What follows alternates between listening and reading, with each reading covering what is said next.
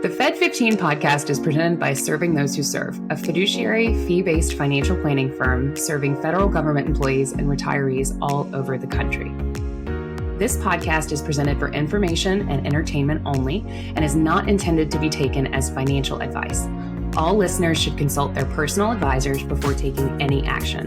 The opinions expressed therein are not the opinion of Raymond James or Serving Those Who Serve. Welcome back, everybody, to episode 2 of the Fed15 podcast, presented by Serving Those Who Serve. We let Dan back out of his box this week. Very excited. He's excited to be here. As you know, Fed15, if you listened with us last week, you know that we discussed the latest news and information that feds need to know in 15 minutes or less. So whether you are a seasoned federal employee or whether you're just starting out in your career and need to learn a little bit of Fed-related news, a little bit about your benefits, a little of this, a little of that, Fed15 has you covered. So grab your coffee. I have mine. Kick back, and we will let you know what you need to know but might have missed this week. We are your hosts, Katelyn Murray and Dan Sipe. Welcome, Katelyn. Thanks for having me back. Thanks, Dan. Yeah, we're excited. Last week's episode was so much fun, and I'm looking forward to this week's episode unpacking kind of what news and what things are going on in the Fed space. Indeed, indeed. And we're keeping with some of our trend now in a lot of our content from our blog that is cwserve.com. Head over there, folks. Tons of stuff. But we're hitting 5 things that people need to know about things. And today we're jumping in on FEHB, which is, it's weird, Katelyn. Everybody knows about it. Everybody thinks about it a lot once a year. And then they never think about it again for 364 other days. So we're going to tell you a few things that might be interesting to you. We're going to tell you a few things that hopefully will have you go, wow, I didn't know that.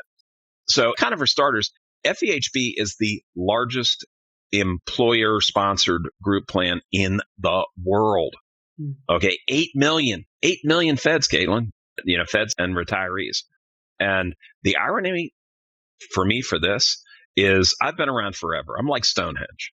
So when the Congress was working through the Affordable Care Act, they were rubbing their temples saying, we have to build an exchange that'll have a lot of options for people and they'll be great. And how are we ever going to do this? They had it already. Okay. I was practically shouting at the radio because I'm old. I listen to radio.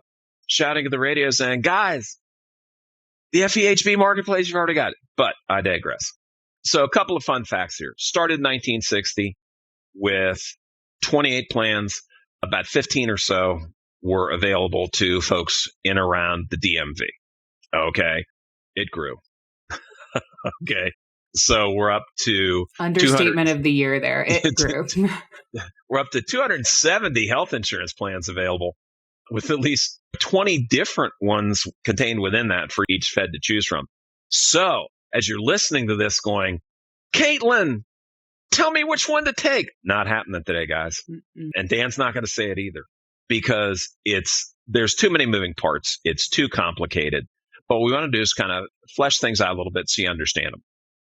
So, types of plans. Couple of types of plans in here. You've got HMO, and I think everybody kind of knows what that is now. Kaiser Permanente. That's like Xerox. Okay. Back in my day, it was you Xerox something, and Xerox loved that. If you sneezed, it was Kleenex. So I think that's kind of the case with Kaiser. Then we've also got some sub-varieties in there. We've got PPOs, preferred provider organizations. I think everybody now kind of has a sense of that. Yes, you've got your individual health insurance. You pick your docs, sort of, because there's a group in there that the organization has really close relationships with. You can go to other people, probably going to have different things. There's fee-for-service plans where you're not going to have preferred providers, and those can be attractive to people. High deductible health plans. That's something that became very popular with the advent of health savings accounts, flexible spending accounts, things like that, where you have this super high deductible that goes, oh no, that's terrible. But then you can put away money on a pre-tax basis. I'm going to have a real fun fact when we get to the HSA, FSA, when we get to that. So don't let me forget that. Okay. And then there's the new stuff. Okay. And that's the consumer-driven health plan. So sometimes have a little more focus on wellness. It's got something that my generation would have, the color would have drained from our face. It's got telehealth.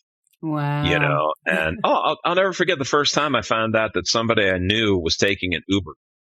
And I'll tell on myself. It was like, so you're getting in a stranger's car? Yeah. Yeah, I know. So our parents spend so much time telling us not to talk to strangers, and now we call up strangers on our cell phone and just hop into their car. Totally fine. You can, Absolutely. though, public safety tip, you can actually share your ride through the Uber app. I highly recommend that anyone of any age, of any gender, anything, always share your Uber app with somebody, like share your ride. Yep. So you can do that once you get in the car. It's good. It's a good safety move. But honestly, it's probably more dangerous for the Uber drivers than the passengers. Risky. Gotcha. So getting back to it here. All right. One thing, coming back to that PPO, if you're going outside a network, you can end up with a big bill. So just keep that in mind. But here's hands down the greatest thing about FEHB. If you pick something you don't like, you're only stuck with it for a year. Okay? I mean, think about that. And further, it's not breaking your back to change it. So there are so many things that we got locked into in our lives, and it's moving heaven and earth to get out of it. That's not the case. Last little thing to drop in here. There's also sometimes the much maligned FED-VIP, okay, which is Federal Employees Dental and Vision. Okay, so that's in there. And just letting you know, folks, when you look at that and you go, I wish there was more, that's the case everywhere. The folks who work at Serving Those Who Serve look at that with us and they say, I wish there was more. So I always want to be fair in these things. Okay, so I don't want to miss this. I want to get into the HSA, FSA. Okay, both of them pretty similar. Put money away on a pre-tax basis, and then you're basically paying your deductibles, your co-payments. If you don't have vision insurance glasses, you're paying it with pre-tax dollars, which means you're paying it less. Okay, it costs you less to do it. But those HSAs have a magic component. And I think we're the only ones talking about this. You don't have to use it. It can keep rolling over. So I'll say that again. I can see the look on your face. Dan's gone off the rails. I put this money away and I'm not going to use it. Stay with me, Katelyn. Okay. Oh, I'm with because you. You're young and brilliant. You'll be with me on this. You can invest that in a lot of those options. So let's say you invest it in low-cost index funds like you have in your TSP. And then that grows and grows and grows and grows and grows and grows and grows. And now you're a geezer like me. So you have healthcare expenses that you didn't have in your 20s and 30s. And you've got this huge pot of money that you can now pay tax-free. Same rule, except it grew. So folks, stay with me on this. Put it away pre-tax. You got a break. Take it out tax-free if you're using it for healthcare stuff. Okay. Incredibly powerful. Nobody's talking about it. Hit us up at stwserve.com if you're not clear about it. Mm-hmm. Okay. Visit the site, take one of our webinars on FEHB, but we can talk you through this. Absolutely, so that is Dan. Just a cool thing. And I think it's HSAs are one of those topics that are much less talked about, like you mentioned, in the federal space. In the private space, you hear more about them. But when it comes to FEHB, we always hear the benefits are so great. Feds have such great benefits, but they absolutely do. There can absolutely be some value, though, in taking that high deductible health plan, which may look like a less attractive option, so that you can get that HSA. Because again, that is only available with the high deductible health plan. And I think, if you're listening to this podcast and you are relatively young, let's say you're anywhere between like in your 20s up to even through your 40s. Sure. Let's say, maybe either you don't have kids or you have kids and you don't, they're past that age where they're going to the doctor really often. That can be a really good opportunity if you're only seeing your doctor for routine annual physicals. If you're only going like me, right? I typically only go to my doctor for annual physicals, for eye exams, for dental checkups, that type of thing. I can cover those costs out of pocket and leave that money in my HSA, which I've invested to grow and get that triple tax savings. No tax on the way in, grows tax free. You pull it out tax free. Sometimes I'll call these healthcare Roth IRAs, but it's really honestly even better than a Roth IRA because you never pay taxes on that money if you use it correctly. And the other thing that I'll just make mention of only because I love it, when we talk about qualified healthcare expenses that are tax free if you pull them out from the HSA, Dan, did you know that you can buy sunscreen from your HSA and it is a qualified healthcare expense? You can buy Band-Aids. I only know that because of you, Katelyn. You brought that into my orbit. I am an HSA evangelist. So definitely if you don't spend a lot of time in your doctor's office, if you're the type of person who maybe you've got a couple different medical issues, maybe you see your doctor fairly regularly, it could be not the right plan for you, right? But if you don't see him as much, if you are able to kind of cover some of those costs out of pocket, it could make a lot of sense. So definitely look into that. What I will also add is don't fall into the trap of haven't used it up. I'm going to get a brand new set of frames this year. Yeah. Okay. Or something like that. Don't feel that you have to burn it each year. That's a big, big, big misconception. Let that roll over. Get it invested, forget about it, let it grow. You get to my age, you're going to thank me. Totally. And while we're on my age, okay, that I just did something for the next couple of generations here. For the my age group, did you know, Katelyn, that there are FEHB plans that will reimburse portions of Medicare Part B premiums if somebody signs up for both? It's not everyone. It's not going to be the whole amount, but there's a growing number that will kick in maybe $600 a year, and that's meaningful. Okay, that is a meaningful opportunity there. Another thing that a lot of feds don't know is that there are Medicare Advantage plans within FEHB. So you don't need to hide under your kitchen table, okay, for the phone calls that somehow people find out that you turned 65. And we're already dodging George Foreman, Jimmy Walker, and Joe Namath. But to get away from that, Shatner's next, I'm sure.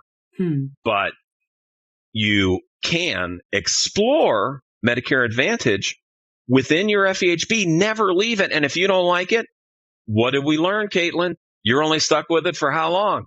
1 year. Just until that open enrollment. That's the beauty there, is that you have the flexibility. I think FEHB allows you to have the flexibility to kind of change things up as things change with you, right? A lot of our feds have been feds for 30 years. And, over the course of those 30 years, a lot of things happen. Maybe they were young initially and they had small kids and they were always in the doctor's office and it made sense to take better coverage, maybe skip out on the HSA for a couple of years. Maybe do it for a few more years, and then you can change your plan up again when it comes time to look forward to those Medicare premiums. So I think there's a lot. It is a plan that is truly built to grow with you. Right. That said, there are a lot of options. So if you are feeling overwhelmed about your options, again, you can go to stwserve.com, check out our blog. We've got a lot of information there. We also do webinars on this topic. They are 100% complimentary, totally free. So we are putting the information out there that way. If you feel like you need a little bit more help and you need kind of some personalized guidance there, feel free to reach out to us, the Serving Those Who Serve team. We do have a fully fledged financial planning arm. Oh, absolutely. And so we would love to sit down with you one-on-one and kind of talk through those options with FEHB and more, because your benefits as a Fed are pretty comprehensive, but they can also be pretty overwhelming. I want to talk about, just for a few moments, a benefit that is potentially not around anymore. At least it's on pause for now. I'm looking at the federal long-term care insurance program. So as you may or may not know, we definitely know because we talk about it a lot, the federal long-term care insurance program is currently paused to new applicants. So what that means is if you join federal service at this point in time, you can no longer opt in to federal long-term care insurance at this time. That's going to be paused through at least December 2024. But long-term care is a topic that comes up pretty often in our talks with feds. And I find that typically it comes up, Dan, when somebody has an aging parent that they are in the process of caring for. It's one of those things that people don't tend to think about until they have an experience with it. You know, estate planning is another one of those things. You don't think about estate planning and all of the odds and ends of your life and how difficult it is to kind of tie those things up and put a bow on them until you go through it with someone else. And long-term care insurance is very much that way. Long-term care needs can be expensive. There's a 74% chance that with a married couple, one or the other of them is going to need long-term care of some kind. This could be anything from needing somebody to come into the house once a week to deliver supplies, to help you out with this or that, to something more extensive, like having care, in-home care to age in place. Long-term care is an interesting topic because it does vary so widely from person to person. So depending on your resources, you may not have a need for long-term care insurance at all. You may be able to build a sizable enough investment portfolio and have a financial situation that is such that you are able to self-insure. That is a best case scenario.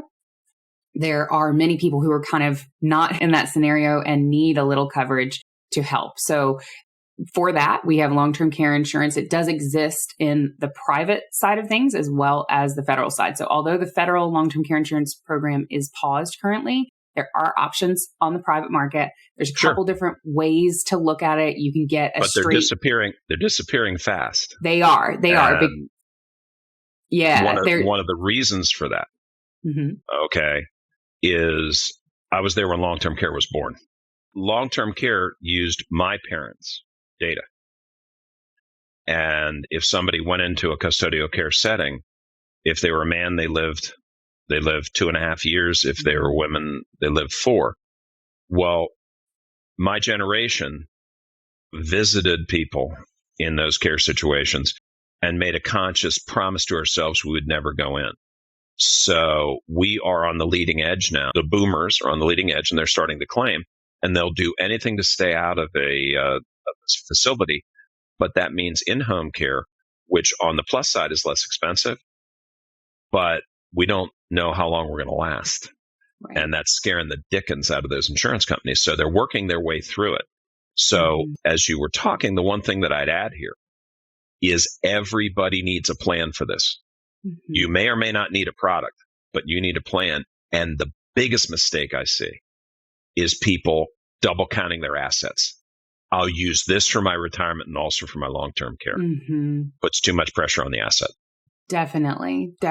And I think there's sort of a race. There's a long-term care insurance crisis right now because there's a race between these policies, which, as you point out, Dan, are written with a different sort of expectation around how long someone will live once they have been diagnosed with an issue that requires long-term care.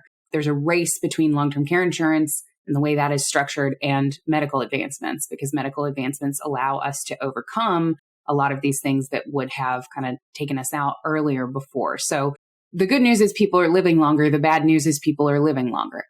And so that's what's kind of creating this long-term care insurance crisis. However, if you are a Fed who does have illnesses that run in your family that are kind of genetic, that kind of pass on from generation to generation, perfect example is myself.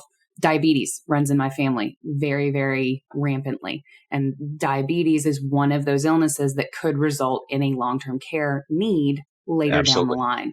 So if you're somebody like me who has that kind of additional flavor or complication in your financial planning, I would encourage you to take a look at private long-term care insurance offerings. We get the question a lot, when should I start looking into this? Typically in your 50s is when you want to start taking a look. You don't want to take a policy out in your 30s because you're going to be paying those premiums year over year for way longer than you will likely need that care policy. Obviously, if there is additional complications, if it's a congenital thing, if it's something that happens typically earlier in your lifespan, that could be an exception to the rule. There's always exceptions in what we do.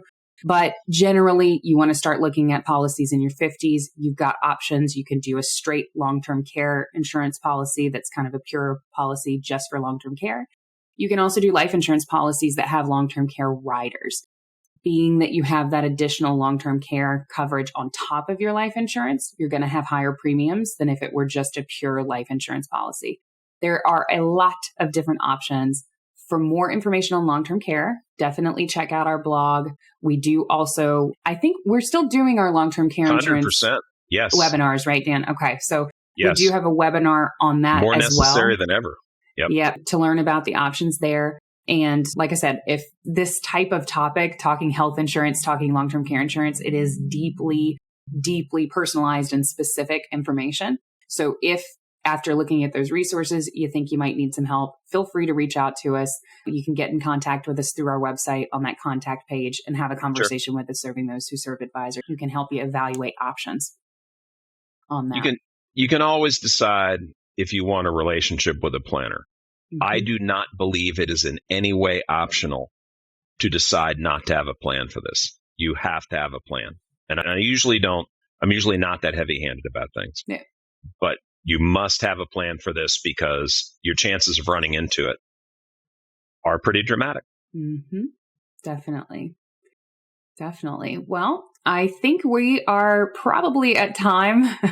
We ran on a little long, I think, talking about the health insurance and the long-term care insurance, but there's so many options. I think that speaks to how varied the federal benefits are, that there's so many different options to touch on. But well, I think that we are probably coming right up on time. We may have gone a little bit over. No!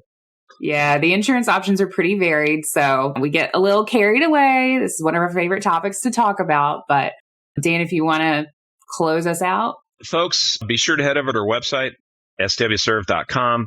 Check out the blog at swserve.com. Take a look at all the webinars, scroll through, attend one, attend them all. They're all complimentary, which means no cost. Because we all know sometimes complimentary things, you go to a hotel, complimentary water, you get billed for it. That's not the case here. And so we look forward to seeing you next week. Katelyn? Absolutely. Make sure, speaking of next week, that you subscribe to our YouTube channel, Fed Life, so that you never miss an episode. Please also remember to share it with your friends and colleagues. As Dan mentioned, you can check out our blog. Also, consider subscribing to the Weekly Serving, our weekly newsletter that delivers all the latest news for Feds directly to your inbox every single week. So thanks so much for listening to the Fed15. I am Katelyn Murray. I'm Dan Sipe, and I'm going to close, as I always open, by saying thank you for your service to me, to the country, to everybody. And as I close our Fed Life podcast, remember, it's your Fed Life. Make it a great one because you deserve it. And we're here. We're here to help. Definitely. We will see you all next week. Take care.